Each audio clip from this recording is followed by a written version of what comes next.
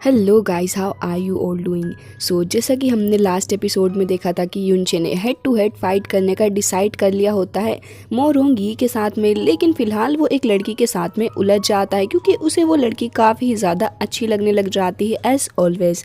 फिलहाल इस एपिसोड की स्टार्ट होती है और हम देखते हैं कि वो लड़की फाइनली आ जाती है युनचे के पास में और वहाँ पे युनचे भी उसको देख रहा होता है, जिसके बाद वो अपनी पावर का यूज़ करता है उस लड़की को हील करने के लिए और अपने हाथ में फायर को समन करते हुए उसे कहता है कि देखो, हो सकता है कि इस प्रोसेस के अंदर तुम्हें थोड़ा बहुत पेन हो, लेकिन तुम्हारी मिस्टिक वेन पूरे तरीके से हील हो जाएंगी, तो थोड़ा कोऑपरेट कर लेना। वो लड़की भी पूरे तरीके से रेडी हो जाती है और फिर हम देखते हैं कि युनचे प्रोसेस को स्टार्ट करता है। वो तुरंत ही अपने हाथ में ढेर सारी डिवाइन फायर को लेके उसके फोरहेड के अंदर इंजेक्ट कर देता है, जिसके बाद हम देखते हैं कि वो फायर काफ़ी ज़्यादा स्पीड के साथ में आगे बढ़ रही होती है उसकी बॉडी के अंदर। दूसरी ओर युनचे को देखते हैं जो कि उसको गाइड कर रहा था और वो ढूंढ रहा होता है कि आखिर वो आइस का टुकड़ा कहाँ पे है इसकी बॉडी के अंदर। जिसके बाद वो ऐसे ही काफ़ी देर तक उसको ढूंढता रहता है, लेकिन उसे आइस के टुकड़े की जगह पे एक फ्रॉग दिखता है, जिसे देख के युनचे काफ़ी ज़्यादा हैरान हो जाता है और हम देखते हैं कि यहाँ पे उसने उस लड़की का फेस को बहुत ही ज़्यादा बुरे तरीके से पकड़ रखा होता है, जिसकी वजह से जैसे ही उसकी आंख खुलती है वो लड़की उसे काफ़ी ज़्यादा दूर फेंक के मारती है और युनचे भाई साहब जाके फिट हो जाते हैं दीवार के अंदर। और उसके बाद उसकी हालत इतनी ज़्यादा ख़राब हो चुकी थी कि वो बेहोशी हो चुका था ऑलमोस्ट।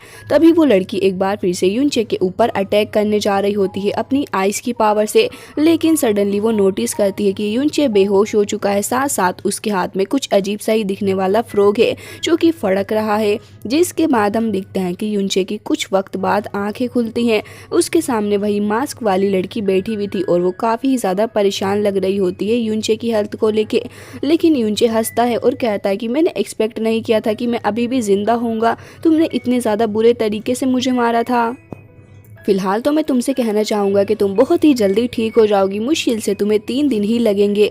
ये सुनते ही वो लड़की कहती है कि वो सब बातें छोड़ो, मुझे तो ये लग रहा है कि तुम इतने ज़्यादा पावरफुल कैसे हो कि तुम इस जगह के इनर पैलेस के अंदर आ गए। तभी युनचे बातों को घुमाता है और कहता है कि देखो, मैं इतना लकी हूँ कि मैं यहाँ पे आ चुका हूँ, लेकिन मैंने तुम्हारे अंदर मौजूद उस पॉइजन स्पिरिट को पकड़ ही लिया। मैंने तो सोचा था कि वो बस एक आइस का टुकड़ा होगा, लेकिन वो तो एक पूरा का पूरा एनिमल ही निकला। तभी वो लड़की कहती है कि हाँ, लेकिन तुमने कर दिखाया। तभी युनचे अपनी तारीफ सुन के शर्माने लग जाता है और कहता है कि तुमने मुझे अपनी पावर का यूज़ करते हुए पूरे तरीके से क्योर कर दिया है, तो चलो अब हम लोग थोड़ा टाइम साथ में स्पेंड करते हैं, क्योंकि लिटिल फेली तुमने मेरी काफ़ी ज़्यादा मदद की है मेरी जान बचा के।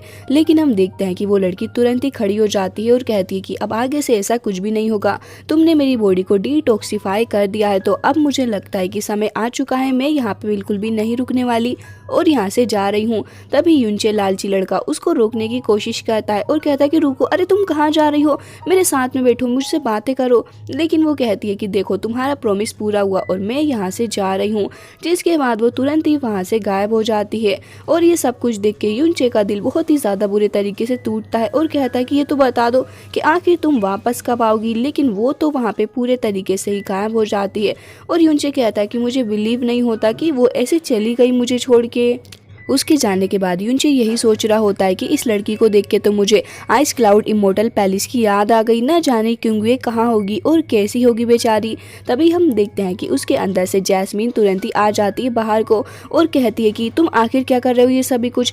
तभी युनचे बहुत ही ज़्यादा बुरे तरीके से डर जाता है और कहता है कि जान लोगी क्या मेरी, आखिर तुम कर क्या रही हो। तभी वो कहती है कि तुम मुझे ये बताओ कि तुम ग्रेट डाओ बुद्धा टेक्टिक्स को प्रैक्टिस कब करोगे, तुम अभी अभी मरने से बचे हो। अगर तुमने इस टेक्निक को पूरे तरीके से प्रैक्टिस कर लिया होता तो शायद तुम्हारी ये हालत ना हुई होती। और तुम अपने बिजनेस पर ध्यान क्यों नहीं देते, हमेशा दूसरों के अंदर क्यों इतना ज़्यादा इंटरफेयर करते हो। तभी वो कहता है कि अच्छा, तो तुम उस लड़की के बारे में बात कर रही हो, खैर उस लड़की ने भी तो मेरी जान बचाई ना।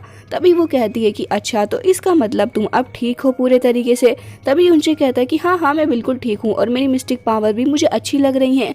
तभी वो उसका कान पकड़ के उसको उठा लेती है और कहती है कि युनचे के बच्चे, तुम कितना ज़्यादा ड्रामा करते हो, और अब जब तुम पूरे तरीके से ठीक ही हो चुके थे तो फिर तुम इतने आराम से बेड पे लेटे हुए कर क्या रहे हो। चलो उठो मेरे साथ और अब जाके अपनी कल्टीवेशन को पूरा करो, तुमने काफ़ी ज़्यादा वक्त बर्बाद कर दिया है। तभी युनचे कहता है कि आखिर तुम ऐसा क्यों कर रही हो, तुम एक अच्छे मास्टर की तरह बिहेव क्यों नहीं करती हो मेरे साथ।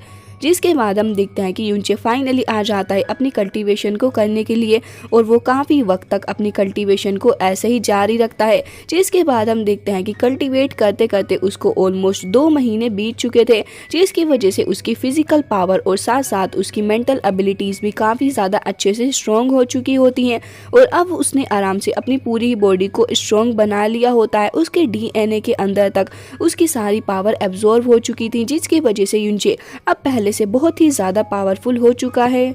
जिसके बाद युनचे को देखते हैं जिसकी कल्टीवेशन ऑलमोस्ट पूरी हो चुकी होती है। उसकी बॉडी के अंदर से ढेर सारी डिवाइन एनर्जी निकल रही थी, जिसे देख के युनचे काफ़ी ज़्यादा खुश होता है और हम देखते हैं कि एक इमॉर्टल पैलेस भी उसकी बॉडी के अंदर जाके एब्जॉर्ब हो गया था, जिसकी वजह से युनचे की पावर और भी ज़्यादा इन्हेंस होती है और वो काफ़ी ज़्यादा खुश होते हुए उठ खड़ा होता है।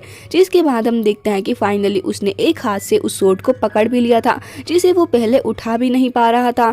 जिसके बाद वो उस सोर्ड को लेकर सबसे पहले एक डिवाइन अटैक करने की सोचता है और वाकई में वो एक काफ़ी ज़्यादा पावरफुल अटैक करता है, जिसको जैस्मीन भी देख रही होती है। युनचे काफ़ी ज़्यादा खुश था क्योंकि उस अटैक की वजह से काफ़ी ज़्यादा बड़ा डिस्ट्रक्शन हुआ था, जिसे देख के जैस्मीन कहती है कि मुझे बिलीव नहीं होता कि तुमने इन टैक्टिक्स को इतने ज़्यादा अच्छे से प्रैक्टिस किया है कि सिर्फ 2 महीने के अंदर ही तुमने अपने ट्रू फेस मिस्टिसिज्म के लेवल 2 को रीच कर लिया। मुझे अभी बिलीव नहीं हो रहा कि आखिर तुम इस हेवनली सोर्ड को इतनी ज़्यादा आराम से कैसे उठा पा रहे हो। तभी युनचे कहता है कि ये सोर्ड बस मेरे लिए सही है और ये मेरे लिए लकी भी है। तभी वो कहती है कि तुम काफ़ी ज़्यादा वियर्ड लगते हो मुझे तो ये समझ नहीं आता कि आखिर तुम ऐसा कैसे कर सकते हो। तुम इतनी आराम से किसी को भी हरा देते हो, कभी भी किसी को पोक करते हो। फिलहाल मुझे ये लगता है कि अब बस तुम्हारे पास सिर्फ 1 ही महीना बचा है, तो इस 1 महीने के अंदर तुम्हें अपनी इस सोर्ड को होल्ड करना अच्छे से सीखना होगा और इसको ये भी सीखना होगा कि आखिर इसके वेट को एडजस्ट कैसे करोगे, क्योंकि तुम्हें पता ही है कि इसका वेट मैनेज करना कितना ज़्यादा मुश्किल रहा है तुम्हारे लिए। तभी युनचे कहता है कि अच्छा ऐसी बात है तो तुम बिल्कुल भी फिक्र ना करो, मैं इसे बहुत ही आराम से मैनेज कर लूँगा, लेकिन तब तक मुझे अपनी प्रोफाइल को काफ़ी ज़्यादा लो रखना होगा ताकि मोरोंगी अपनी तैयारी अच्छे से ना कर ले और वो अलर्ट ना हो जाए। तभी जैस्मीन कहती है कि तुम फिर से शुरू हो गए, मुझे नहीं लगता कि वो तुमसे फिलहाल फाइट कर पाएगा, लेकिन फिर भी तुम उसे हल्के में मत लेना। तभी वो हंसने लग जाता है और कहता है कि मैं तो बस ये चाहता हूँ कि वो मेरे सामने जीते ना, क्योंकि मेरे सामने कोई एरोगेंस दिखाता है तो वो इंसान मुझे बिल्कुल भी अच्छा नहीं लगता। तभी जैस्मीन कहती है कि बस बहुत सारी बातें कर ली हैं अब तुमने, अब वक्त आ चुका है कि मैं तुम्हें हेवनली सोर्ड टेक्निक सिखाऊं जिसका नाम है heavenly wolf prison divine code. ये सुनते ही युनचे भी बहुत ही ज़्यादा हैरान हो जाता है। जिसके बाद ये सीन कट होता है और अब हमें 1 महीने बाद का ही सीन दिखाया जाता है, जहाँ पे बैटल एरिना के अंदर सारे ही लोग आ चुके थे। सभी लोग बातें कर रहे होते हैं कि आज युनचे मोरोंगी से हार ही जाएगा क्योंकि वो बहुत ही ज़्यादा पावरफुल है। लोग शर्त लगा रहे होते हैं कि आखिर इस इनर पैलेस में आने के बावजूद भी युनचे ने कुछ खास प्रोग्रेस करी नहीं है और ना ही उसकी प्रोग्रेस किसी को दिखती है। साथ साथ वो लोग ये भी कह रहे होते हैं कि युनचे तो 3 मूव्स के अंदर भी नहीं टिक पाएगा और जब मोरोंगी अपने फर्स्ट 2 अटैक करेगा वो तभी हार जाएगा। ये सुनते यानबा को गुस्सा आ रहा होता है, लेकिन मिस यून उसको रोक लेती है।